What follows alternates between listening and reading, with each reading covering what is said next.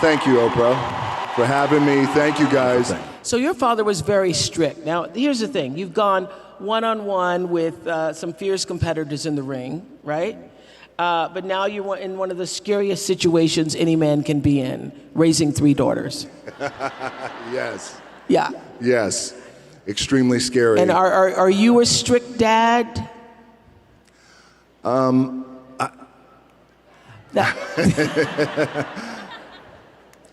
am. I'm not super strict, but discipline is important. Yeah. But also, you know, I'll go back to my dad. My dad loved me with the small capacity in which he was capable of.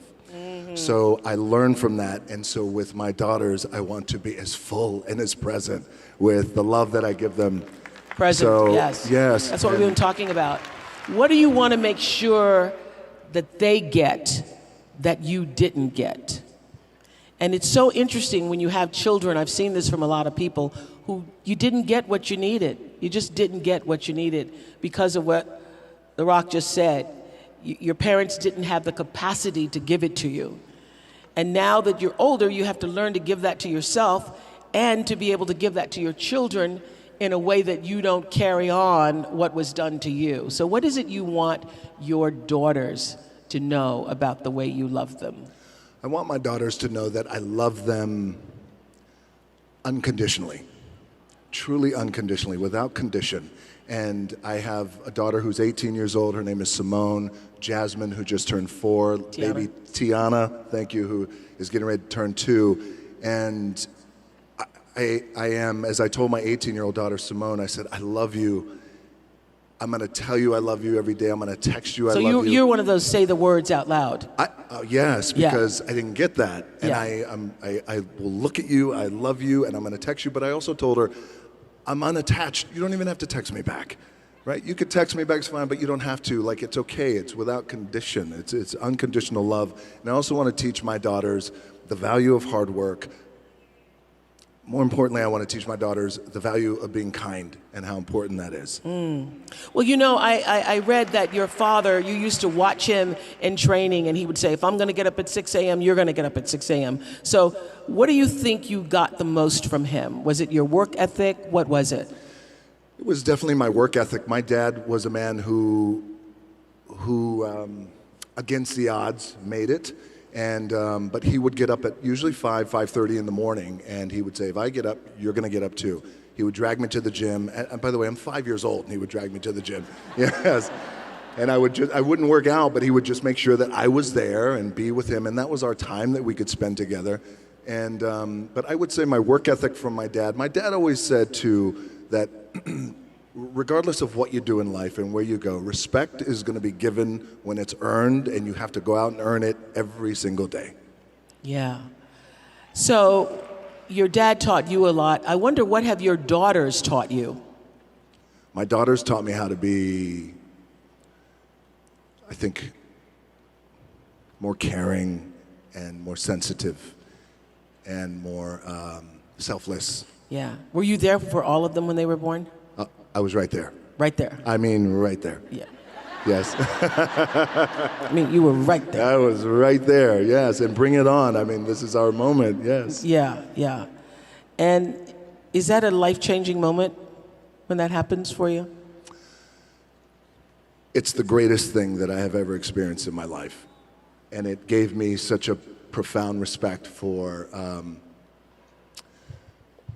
my baby's mamas. I have 2. I was once married, and now I'm happily married. Lauren is back there. We've known each other for 13 years now, but it has been the most profound experience of my life. Because also too, you know, when you meet as a man, you meet someone, you meet a woman, and this is going to be the one, and you want to get married. And my first marriage didn't work out, but then the birth of a child and what that does, and the lens perspective that just shifts, and it just gives me a new profound respect for, again, their moms. So it didn't work out with the marriage, but then she became your business partner, your first marriage. She did, yes, yeah. yes. And you still are. We still are. So my ex-wife, Danny, the marriage didn't work out, and it was just one of those things where it wasn't an ugly divorce. It was just, marriage wasn't in our cards. We're great friends. Marriage wasn't in our cards, but we both had an appetite for business and to accomplish things.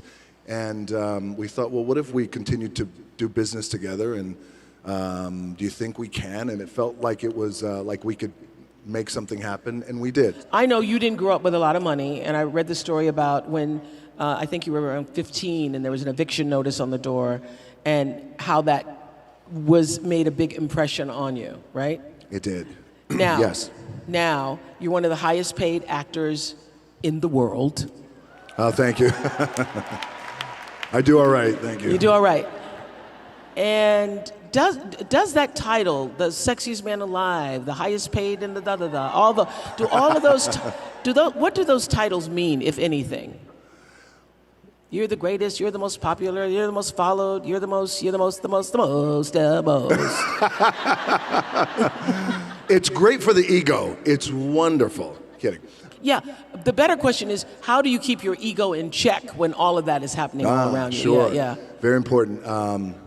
People I have around me and how important that is. Do you have anybody who can tell you the truth at this point? Yeah, she's called my wife. Yes. Okay. Absolutely. Lauren can tell you the truth. Yes, Lauren can tell me the truth. But by the way, and this is where it's the tricky thing for us too, being in this position, is we want to make sure that we have people around us who are inspired to do well and reach for and continue to share our vision, but also at times say, well, I'm not quite too sure if that's the right thing to do. So look, I've had a wonderful career, especially coming from being evicted, and those titles are nice and everything is fine. But honestly, I'm so grateful to be in the position I'm in, and I never take anything for granted. I try not Aren't to. you glad that you were once evicted? Because it gives you such an appreciation for what you have now.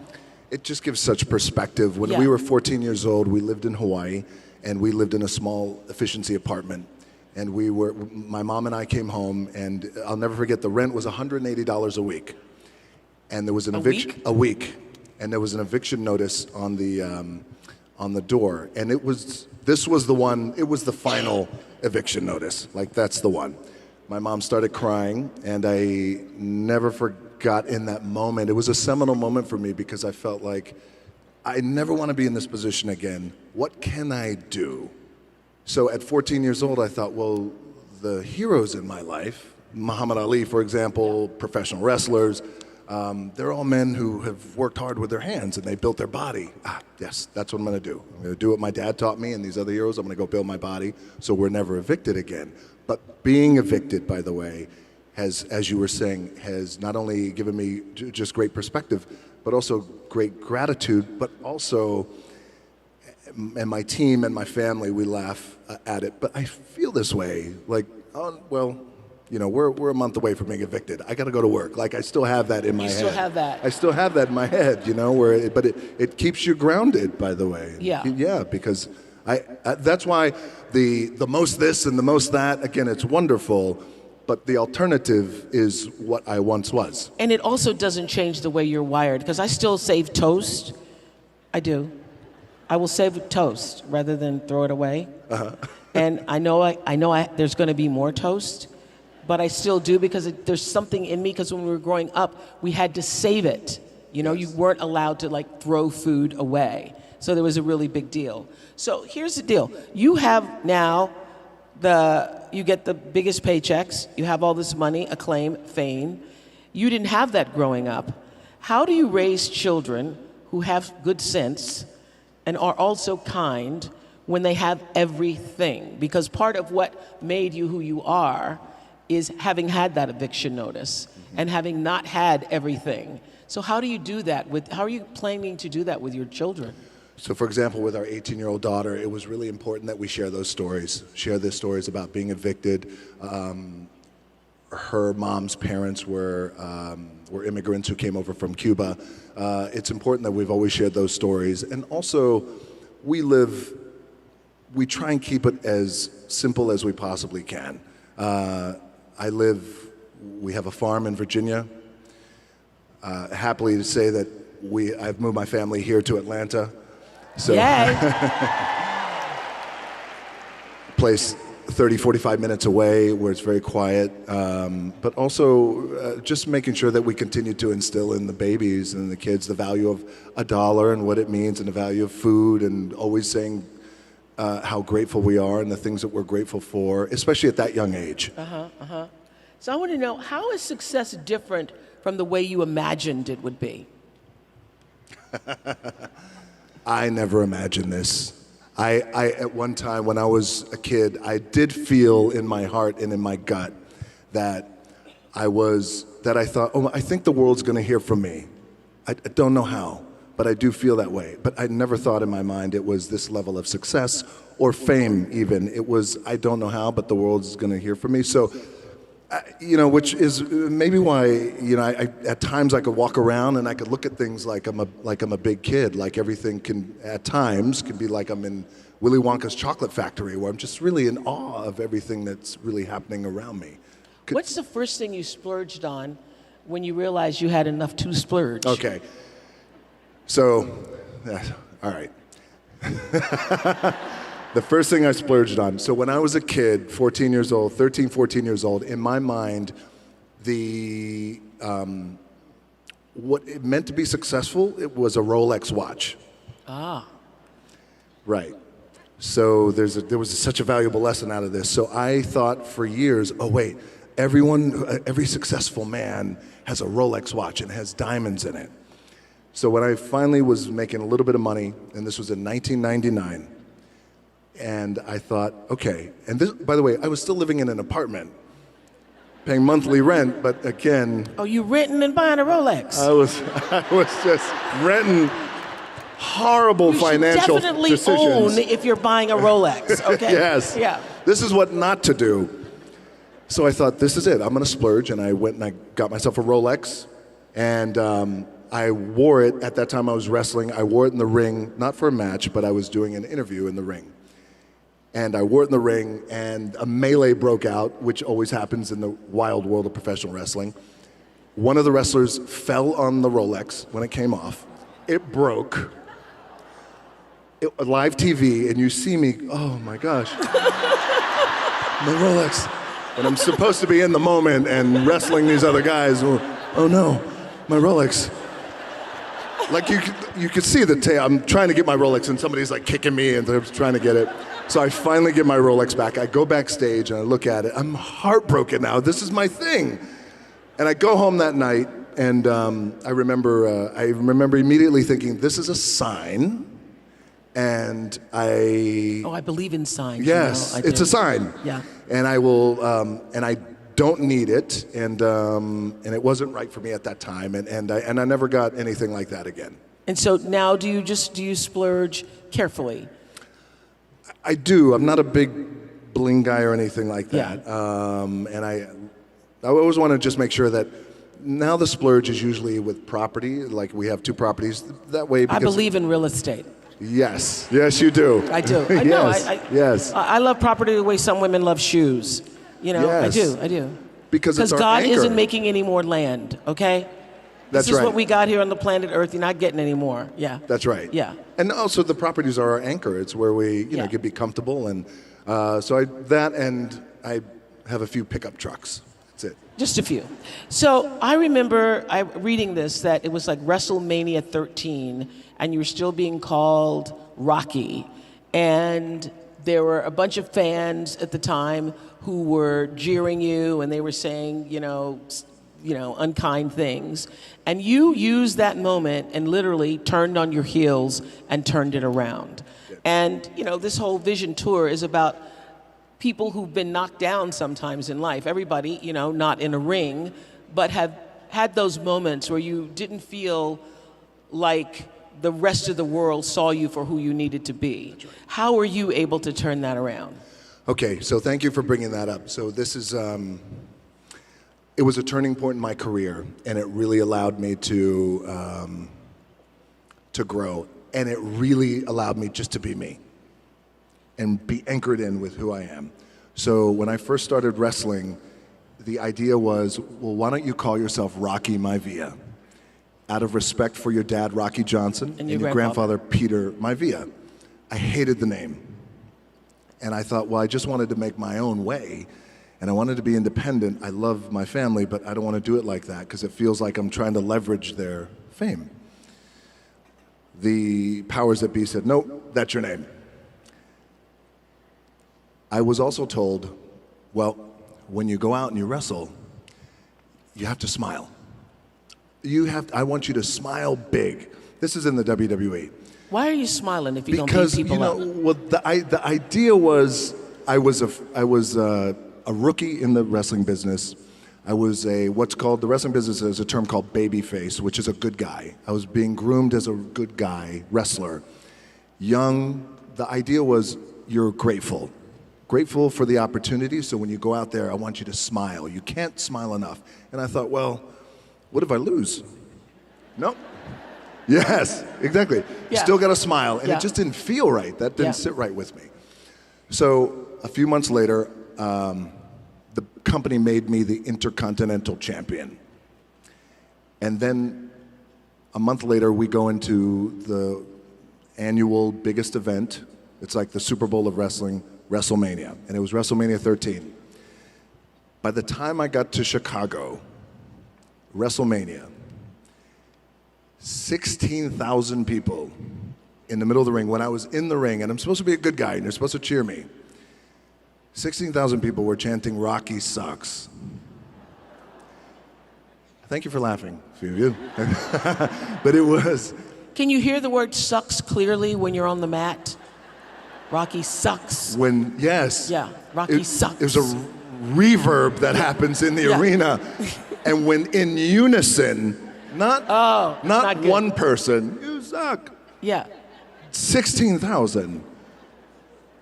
And I remember laying there in the ring, and the referee said to me, don't listen to him. And it was crippling for me. Yeah. But so then at that time, the powers that be thought, this isn't going to work. And for whatever reason, people are not liking you and they're not connecting with you. And so in that moment, it was very defining because I asked then if I could just be myself. And if I could go out there and if I can speak to the crowd and if I could just be myself and be authentic. And if I don't want to smile, I don't smile. If I want to laugh, I laugh. If I want to sing, I sing. Whatever it is, I just want to be me. Can I have that for 1 minute of live TV time? Powers that be at that time, Vince McMahon said, you got it. So on Raw, live TV, I grabbed a microphone and I said, I may be a lot of things, but sucks isn't one of them. And I said something to the effect of, basically, it's not a this thing, it's not a that thing, it's a me being myself thing. And before you know it, I guess the moral of this story is the importance and the power of finding your identity and being true to who you are. Even in that wild world of pro wrestling, it still applies to everyone in the room, and how powerful that could be, because it was a true shift and click moment. And I never looked back, and I became, fortunately, the biggest draw that the business has ever seen. Wow. You know, I was talking earlier about intention, and you have acquired and continue to acquire a lot as you're continuing to build $7. What is the purest, highest, truest intention behind it all? Because I know at the end of the day, it isn't all about fame. No. And it isn't all about making money. So the reason why you want to continue to grow and succeed is what? To create an amazing experience for people. And that's important to me, because that's an opportunity that I have to give joy and help, whether it transform or a movie or a thing or whatever it is. Like that's the audience's experience. Audience experience is something that's deeply personal to me. And I think that goes back to when so before the bright lights of the WWE, I was wrestling in a small wrestling company. We'd wrestle in flea markets and used car dealerships. You put a ring in the used car dealership in the parking lot. But the reason why I bring that up, and state fairs, but there was an intimacy there. And even at that level, it was always about, well, how can I send the audience home happy and make people feel good? And by the way, I also feel like if you're in a position to make people feel good, that is such a powerful thing. Yeah. It's such a powerful thing. I know we did you for Masterclass for OWN, and something you said there really stuck with me, that the most powerful thing you can ever do is to be yourself. Be yourself. Yeah. Yes. And you were talking about that earlier, about that moment that you learned to be authentic is when everything changed. That's when everything changed. It's like a shift and click moment for me, when I realized there's great power in being myself, same thing for all of us. But I believe it's the most powerful thing that we could be. It's easier said than done, because I struggled for a long time trying to figure out, well, what's my identity and who am I? And for example, when I got to Hollywood, the very first time I got to Hollywood in the early 2000s, I was told, again, well, if you want to be a star, then maybe you shouldn't talk about wrestling, maybe you shouldn't go to the gym as much, maybe you shouldn't raise your silly eyebrow, and there was a lot of things like that. And when you don't know, you buy into it. And so I thought, okay, well maybe, don't call yourself The Rock. Okay, so I went through that entire process for years trying to figure out who I was. And then when you look back on my earlier career, the films I was doing, they were good, but just not, like, oh, that's how I like to see him, because he is his true authentic self. And have you had a sweet revenge moment? Yeah, who sucks now, huh? No. Yeah. One of those. One of those. Yes. It was, okay, so at this time when I felt like, okay, I really need to make a change in my career. I need to be me, and I want to have the kind of career that is a global career. And I said, I'm not quite too sure how we're going to do it, but I need you to buy into the vision with me, and I'm willing to put in the work with my own two hands. As I was telling my agency at that time in Hollywood. And they all looked at me like I had three heads, and they thought, well, we just don't. They thought, okay, sure, kind of placating me. And then eventually I left them and then decided, you know what? My name is The Rock, and I come from the world of professional wrestling, and I look the way I look, and I talk the way I talk, and I love to work out, and you know what? This is who I'm going to be. And then here I am today. So for those who said, we don't get it, kind of sweet revenge. So you posted on Instagram in November, joy and hope cost nothing. Remember this? Yes. And yet, it's the most powerful gift that we can all give, and that's the real magic to life. So after everything that you've been through, particularly this past week, what are you now most grateful for today? I'm most grateful for life. I'm most grateful for an opportunity. I'm most grateful for my family. Gratitude is a big thing with me. I mean, it is truly my anchor. Yeah. Yes, mine too. you too, right? Religion. It's my anchor, and I wake up with a heart full of gratitude. And even in death, and even when things don't go right, and even though I didn't make it to the NFL, me making it to the NFL was the best thing that never happened. Yes. Because it also gave me a great sense of gratitude to be here. So I would say that it would be, and also I want to tell you, and I'll tell you this, Oprah, and I want to tell you guys, like I was so excited to come here and do this with you and share a little bit of my story and background and any kind of wisdom that I have learned over the years to share with you guys. But I want you to know that, especially this week of just, laying my dad to rest, I needed this from you. And I thank you, truly.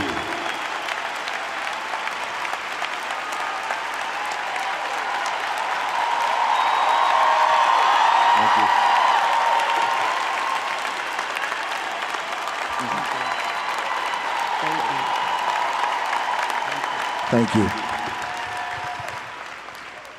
Thank you so much. I did. I love you back. I truly do. That's some good mana y'all just gave. Some good mana. But thank you. I did. I needed this, and I needed this. I needed the love and this mana, because what I also realized is, and I felt it coming in, is that, you go to rock concerts and things and events and wrestling matches or whatever, But, you know, when you come to this room and you have thousands, 12, 13, 15,000 people who have one intention, which is to be better and give so much love and receive so much love. It's a powerful thing. It is a very powerful thing. Thank you for being here today to share it.